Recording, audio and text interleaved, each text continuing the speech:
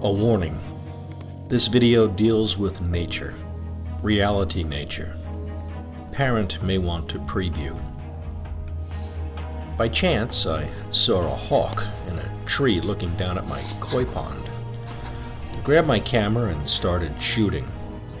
It seems the meal today was a backyard mole. It's hard to separate the violence from this otherwise tranquil setting. I suppose it's just life cycle, and as such, well, life and death. Anyway, it's not something that you see every day, nor capture on film. The hawk is just doing his thing.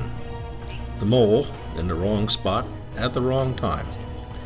Strange that I feel sad for the mole. It was tearing up my lawn, and thus my enemy. Still, it's kinda sad, except for Mr. Hawk, who gets to hunt another day.